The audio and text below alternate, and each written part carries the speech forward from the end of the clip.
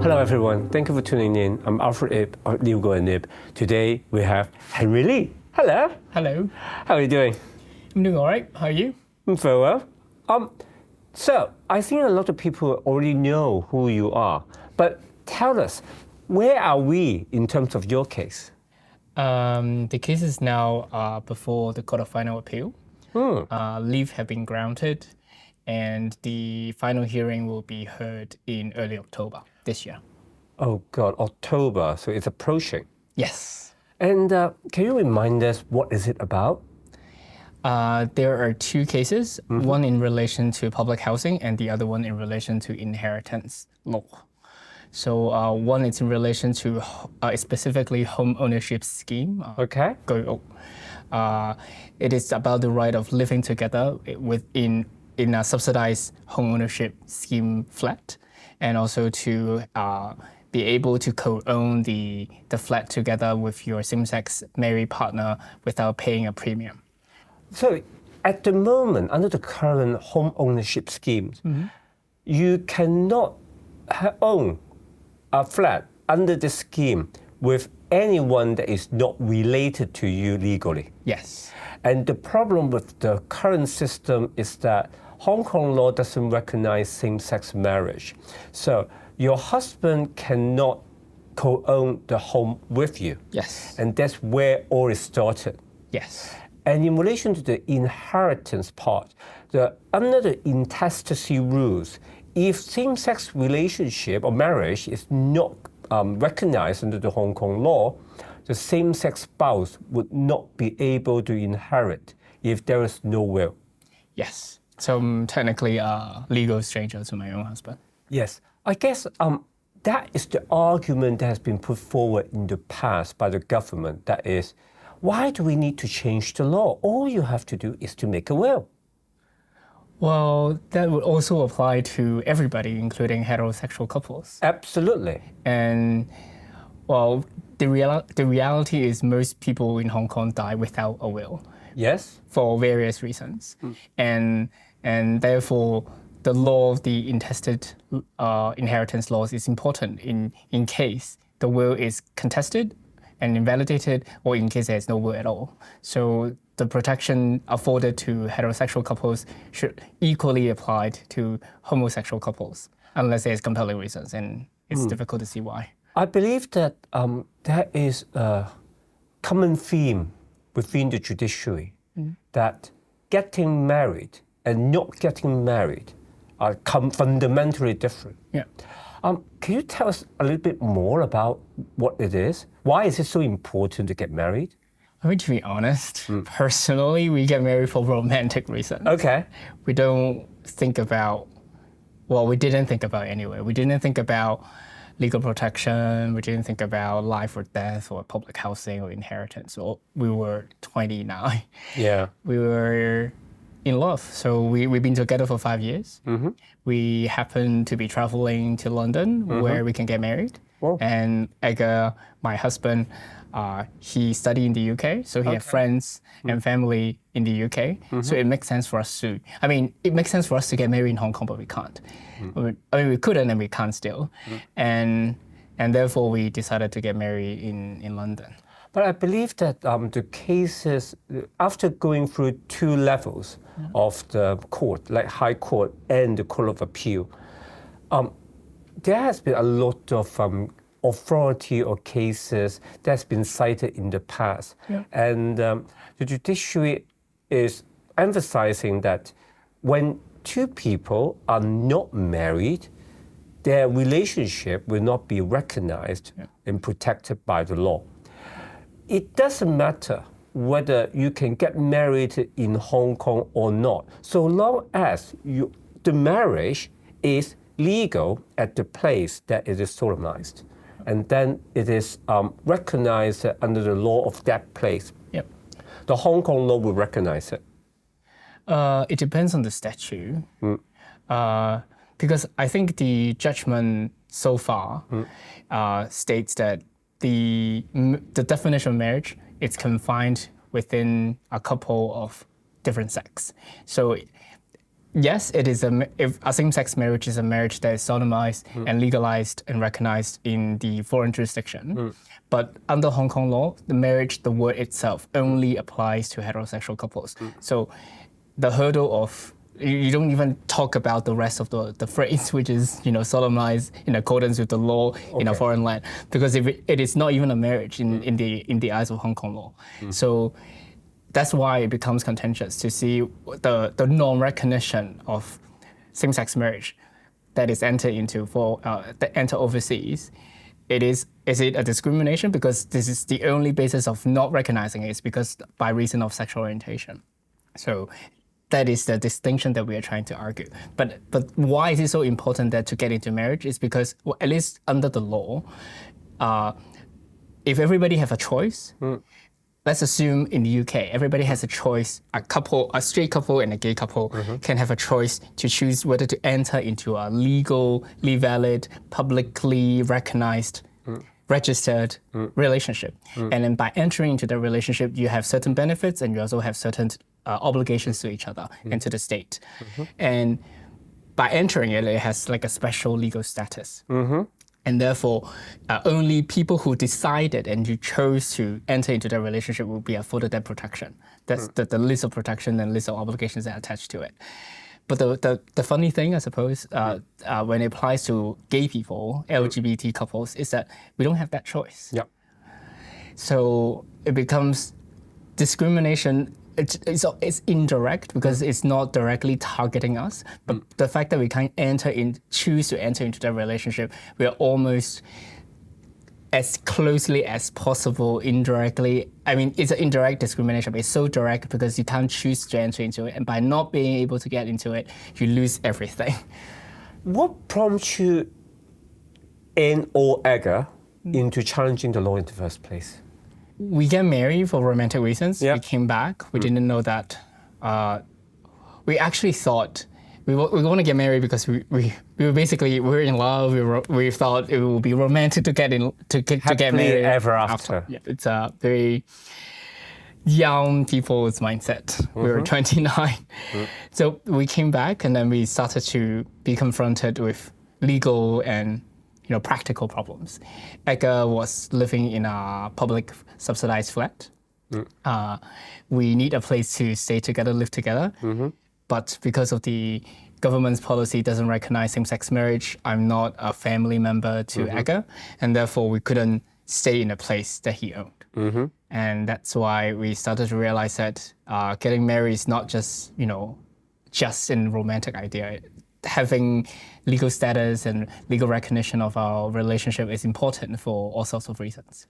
How would you describe your journey challenging the law? It's very challenging. Challenging the law is very challenging. Yeah. Oh, I didn't realize that. Yes, it is very challenging in terms of, we were very reluctant to challenge the law to begin with. It was the last resort.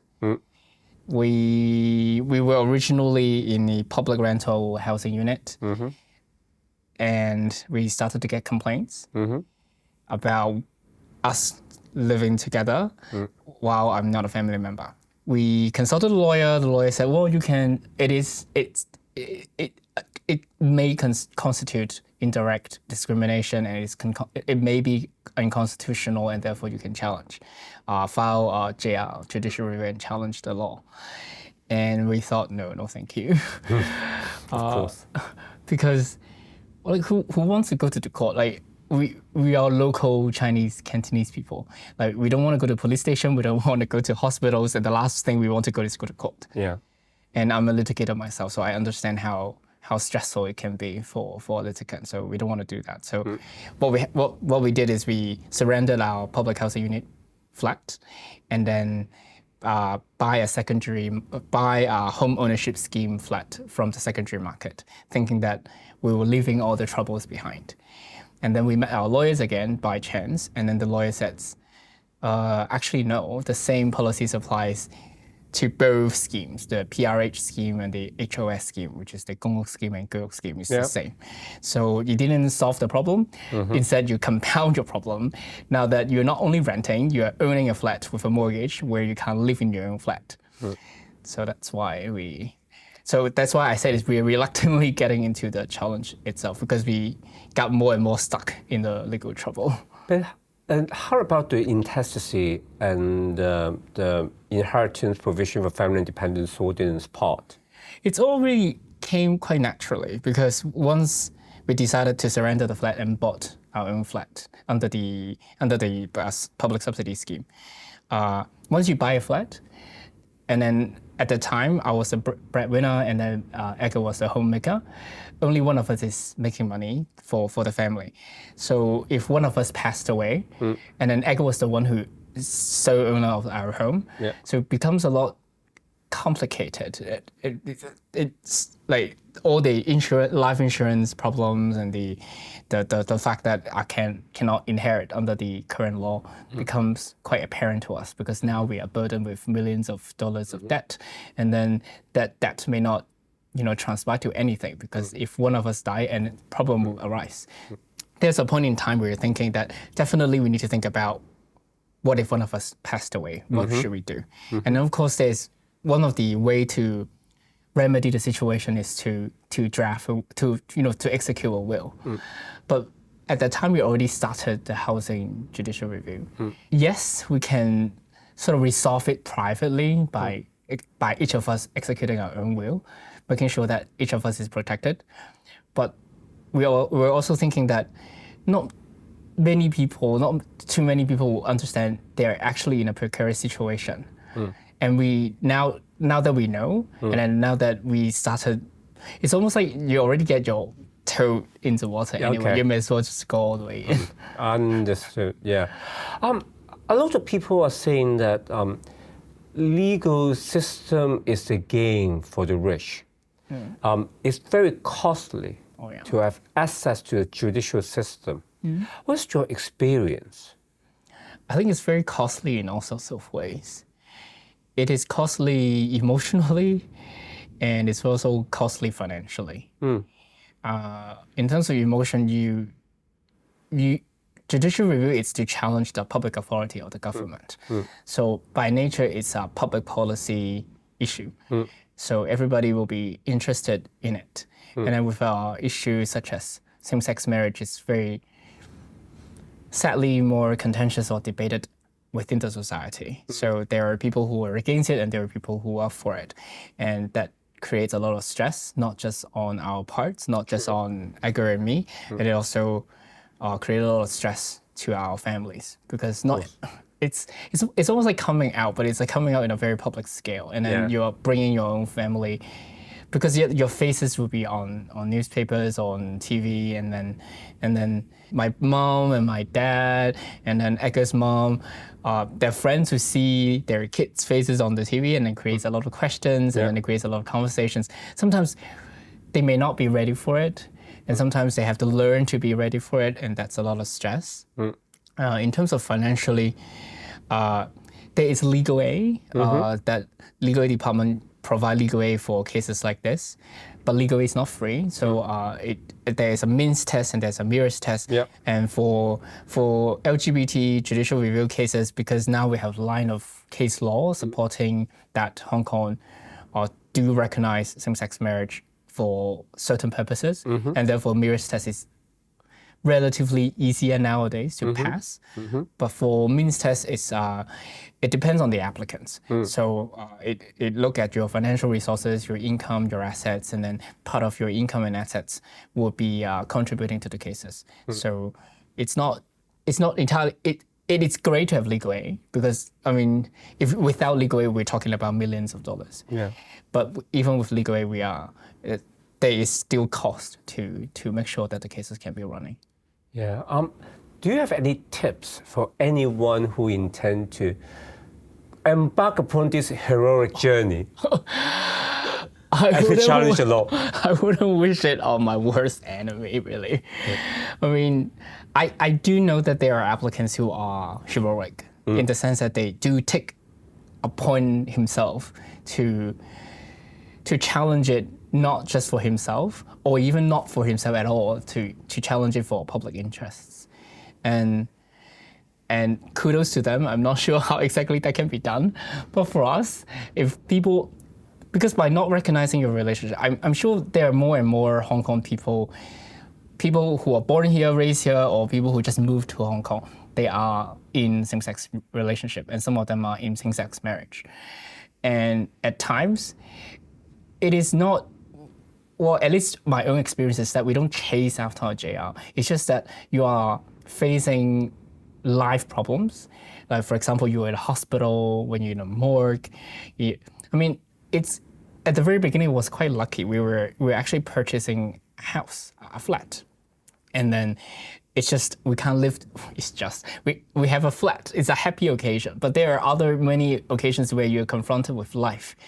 While when you don't have a marriage certificate, or even if you have a marriage certificate, it's not recognized, then you are really basically screwed. I don't think there's any other word for it. Yeah, that's the other word for it. And that's when you are confronted with whether you stand up for yourself to say, no, I need to see my husband or my wife in the hospital, and therefore I need to be there, and the law needs to recognize us. And that's when someone, go to court. Otherwise, normally, I don't think that too many people would, look forward to the opportunity to challenge. And there's so many opportunities to challenge. We are talking about thousands and thousands of provisions that doesn't recognize same-sex marriage.